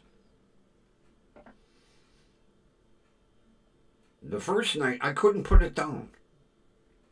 It was like 5 in the morning. I was like, oh, fuck, I gotta get some sleep. Very interesting book. And Mel Brooks, yeah. Mel Brooks' book is very interesting. I read that one in 3 nights, but it wasn't that long.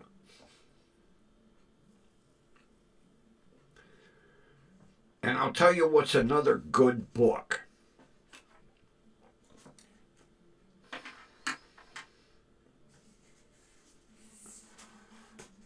I finally read this one a couple weeks ago. By Tammy Jo Schultz, Nerves of Steel. Excellent book. It goes through her life, how she became a pilot. And she ended up as a captain on Southwest Airlines. And she was the one she was captain of that jet when the engine exploded and blew out the window. And unfortunately, that one woman, well, she almost got sucked out of the plane. That happened to her. And there's a link that you can go into on YouTube that has all the air traffic control recording. And I'll tell you what, you would not think she had an emergency like that. Calm, cool, collected, professional. Very good book. Get this one from the library if you're a reader. Tammy Jo Schultz, Nerves of Steel. And she is not plugging me to plug her book. I'm not getting a dime. It would be nice, but I'm not getting a dime.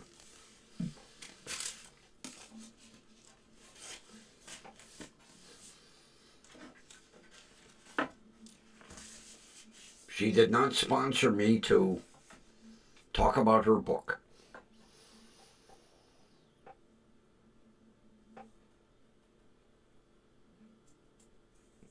And I'll tell you, I was a big Joan Rivers fan, huge Joan Rivers fan. I read every single book she ever wrote.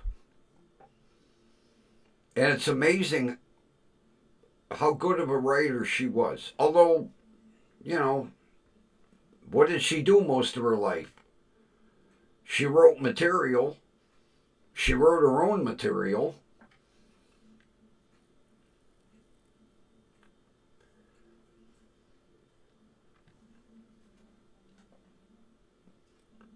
And you know, an interesting thing, her and Barbra Streisand lived in the same neighborhood. And Streisand started out as a stand-up comic. And she couldn't cut it.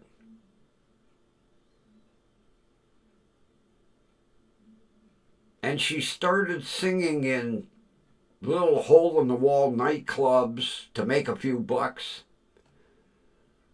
And got discovered. And it's history from there.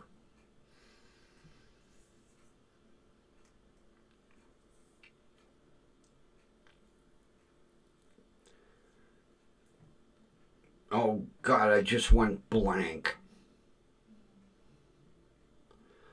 Who is the comedian? I don't get no respect. His name just... I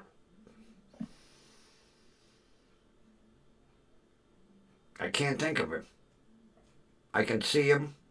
I don't get no respect. I can't think of his name. I just went totally blank. I hate when this shit happens.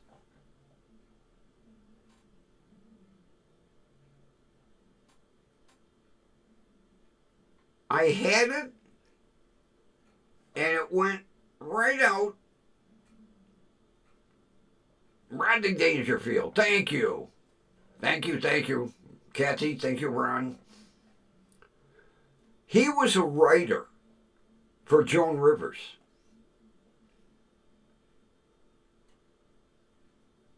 And one night,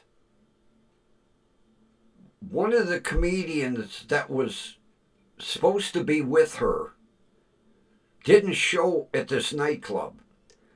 And they needed to fill 10 minutes. And Rodney was there because he was one of her writers, and she went, "Get up there and tell some jokes." And he was a hit.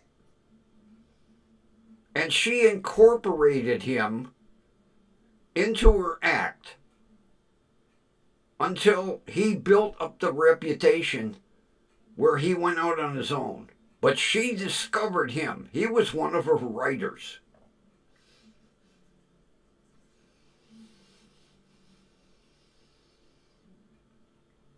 I can't remember the other comedian she kind of mentored. Oh God, I was just reading about her the other day.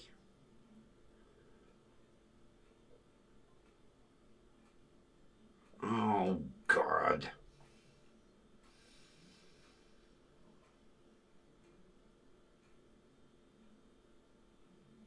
I can't think of it. I was just reading about her the other day.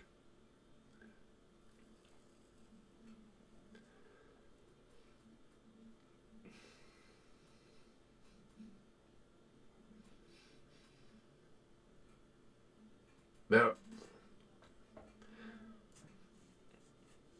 And she's a younger comedian, so I don't think anybody would really know her too much. I can't I can't even describe her to you. I was just reading an article about her the other day. Oh God, it sucks to get old.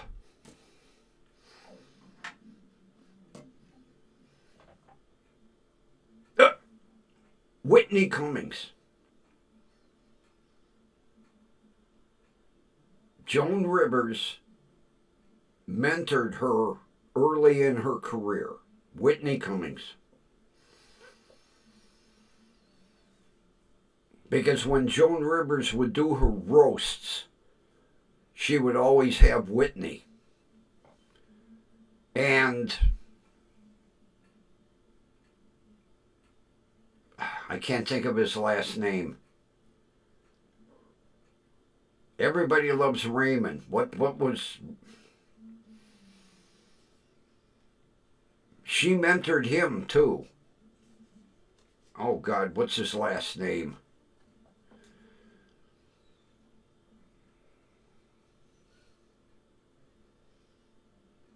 He's a big guy. Oh Christ, he's got to be 6'6", 6'7", 6'8". He's a big guy. Raymond. Oh, I can't think of his last name.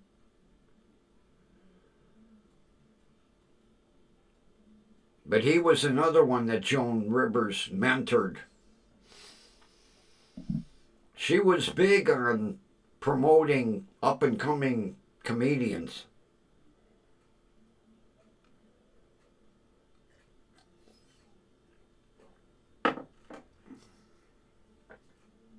That's it, Ron. Ray Romano.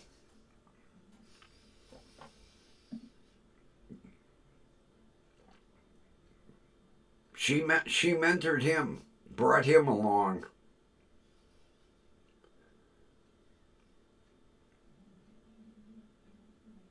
And basically, everybody knew that if Joan was behind a person, they were worth looking at. Because Joan didn't mentor any flops. Matter of fact, I just found out recently, I didn't know he was gay. He played that Everybody Loves Raymond.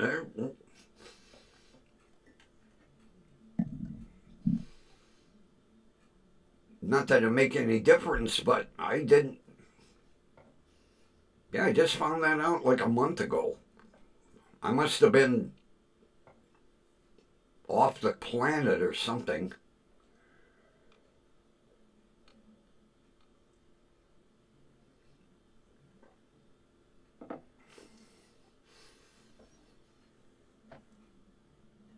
I miss Joan.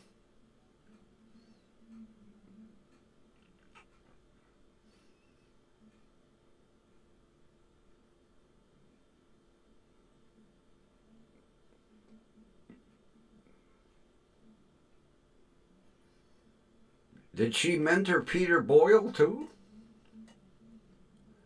I was never a big fan of his though.